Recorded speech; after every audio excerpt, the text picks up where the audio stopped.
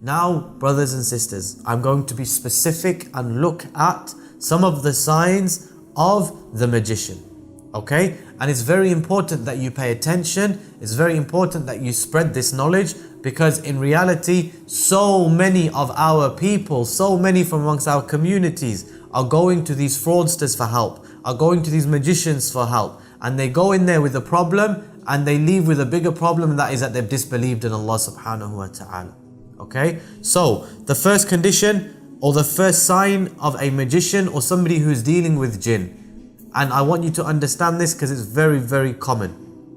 He asks for your name and your mother's name. Okay? So the first condition or the first sign of the magician or the one who's dealing with jinn, he asks you for your name and he asks you for your mother's name.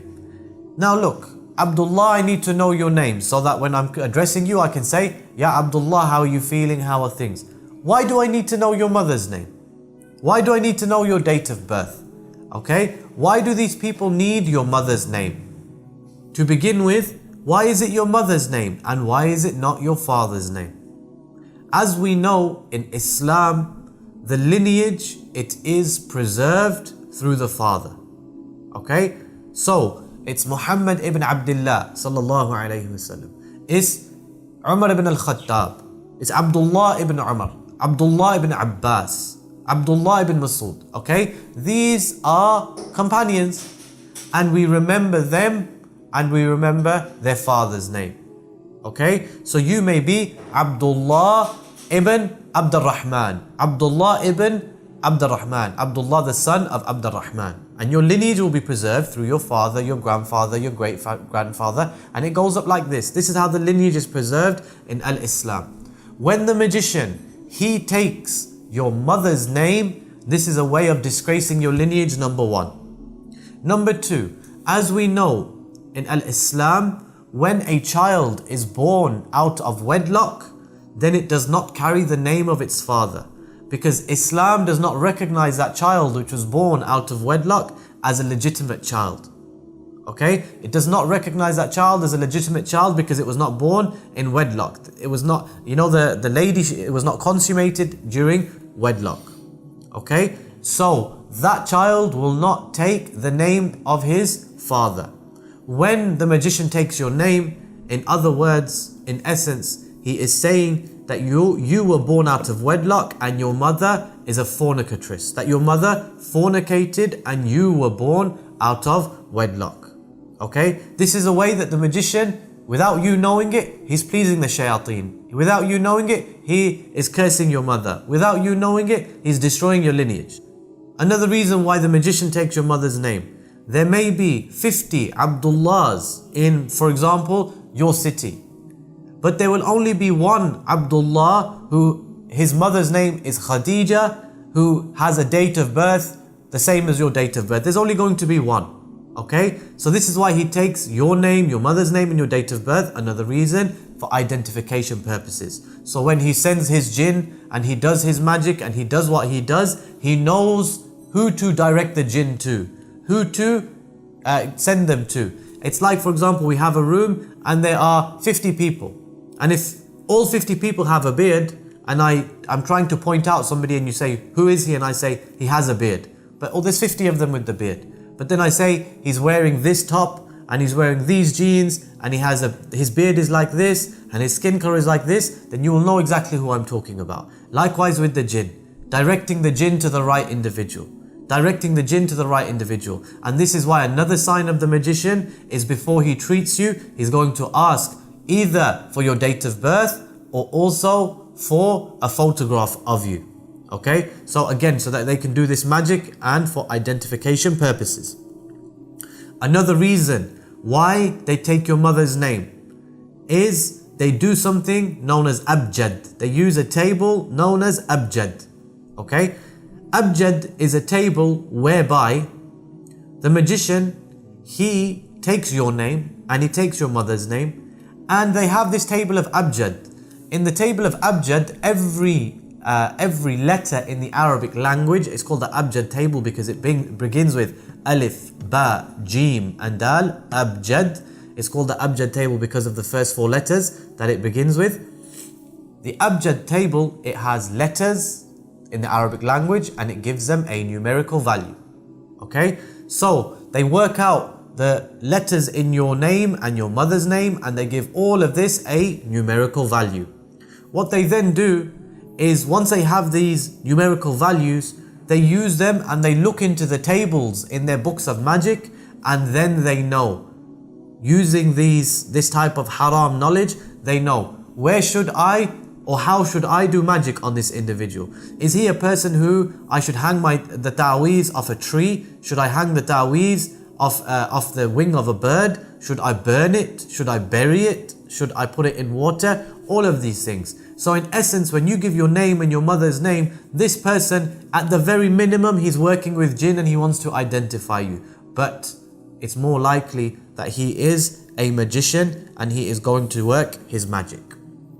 Likewise, if you go to somebody and he asks you for an item of your jewelry, or an item of your clothing, or an item of your underwear, or he asks you for your hair, anything with your DNA on it, in other words, anything that can be used and can be traced back to you, then this individual, he is definitely using jinn and perhaps he is a magician. Again, he uses this the same way he uses your name and your mother's name, the same way he uses your picture, the same way he will utilize your date of birth, is to identify you, and so that the jinn, they know how this type of who to afflict. I had a case where an entire family, they sent a picture back to Pakistan of themselves, of their daughters, and the entire family was afflicted. The entire family was afflicted. Everybody in that picture became afflicted because they sent the jinn for these women. He asks you to bring a sacrifice, or he asks you to bring an animal, or he asks you to bring the head of an animal or some obscure feature. I want a black frog, I want a white rat, or something like this. Then you know that this individual is a magician. And what is he doing? He is going to sacrifice this animal to the shayateen. He is going to use this animal to come closer to the shayateen so that they will work for him and they will assist him. Likewise, if an individual writes ta'weez, okay, if he sits in front of you and he gives you a ta'weez, then know that this man is delving into a branch of knowledge. Okay, there are two types of magician, brothers and sisters, the one who is learned and the one who is not learned. As for the learned one, he writes ta'weez and he does his magic in this type of way. As for the one who is not learned, then he may blow on knots. Okay, as Allah says, وَمِن شَرِّ النَّفَّاثَاتِ فِي الْعُقَدِ, those who blow on knots.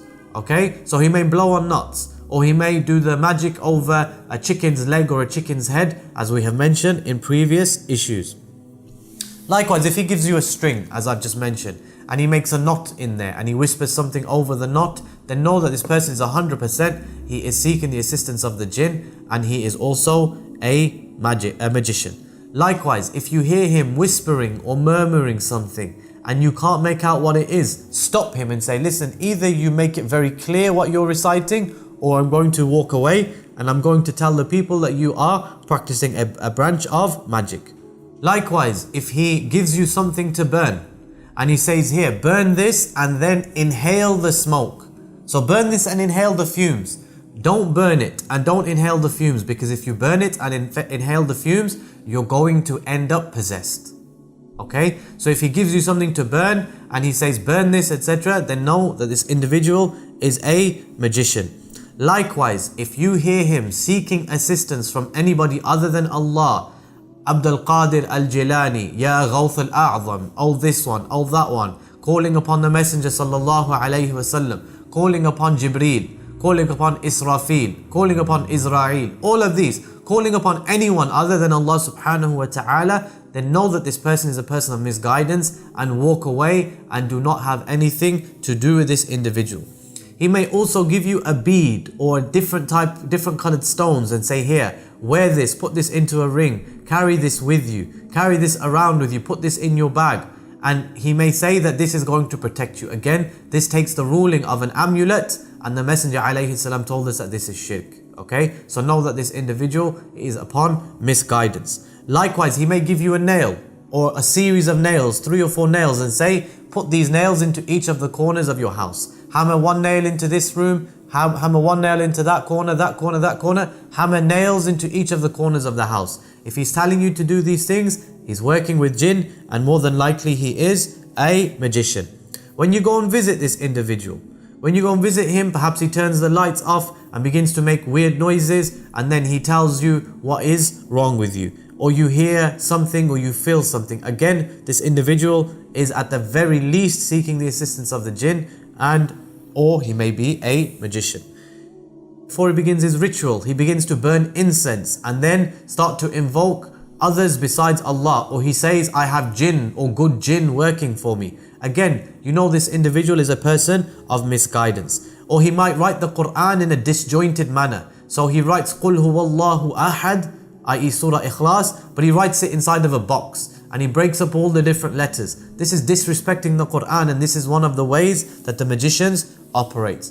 Or he may tell you to bring a young child with you, or he may have a young child and he says, I'm going to catch your jinn in this young child, or I'm going to catch your jinn in this portal. And so what happens is you feel something and the jinn apparently leaves, enters into the child and begins to speak through the child. At the very minimum, this person is working with jinn, and he is more than likely going to be a magician.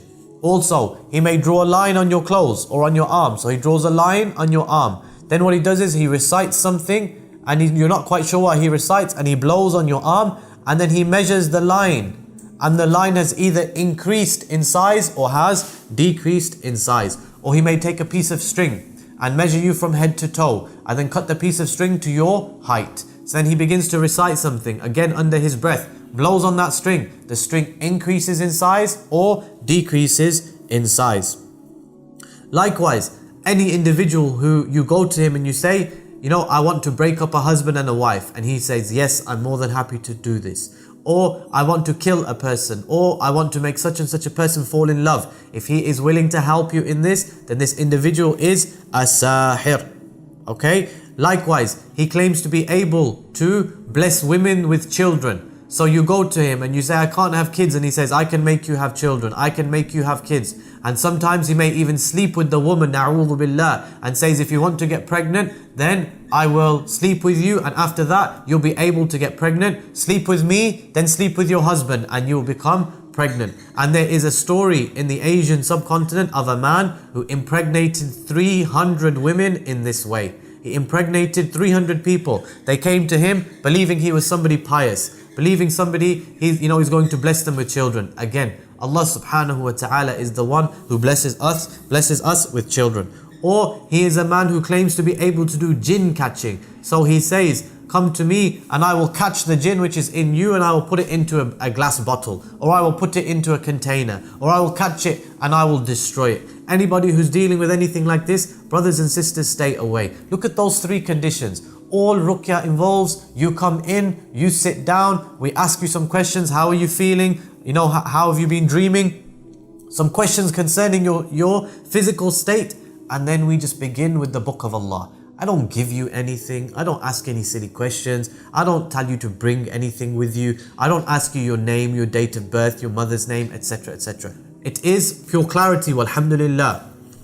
Now I want to share an experience with you, brothers and sisters, concerning a fake. An individual who was a fake, okay? Because you get people who are not dealing with jinn. They're not dealing with magic, they're just fake, okay? So I rang these people who advertise in the newspapers, and they drop leaflets and they drop cards. So I rang one of these individuals and I said to him, look, my sister, she's not able to have children. And it's been a while now, she's not able to have children. I called him and he said, fine, come and see me and bring her with you. I said, look, she doesn't believe in these things.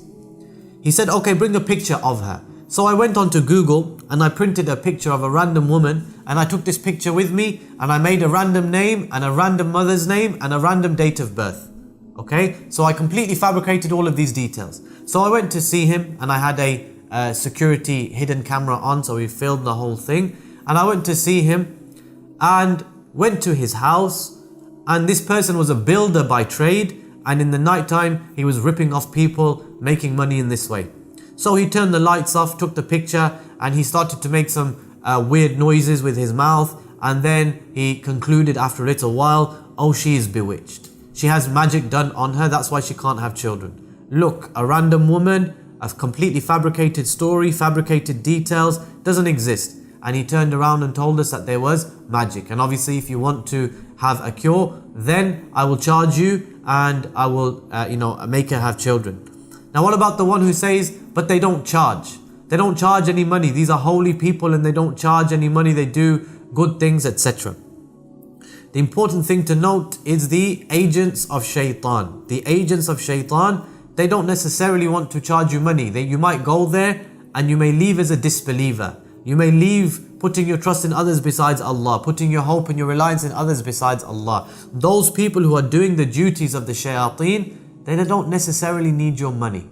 Okay? Making you disbelieve in Allah is enough for them. Okay? So my dear brothers and sisters, look. The signs and and the indications of the sahir, of the magician, they are many. But if in doubt, just walk away. If in doubt, walk away. Nobody can give you a child but Allah. Nobody can bless you with wealth but Allah. Nobody can bless you with good health but Allah. Nobody is going to, be able to benefit you in and of himself.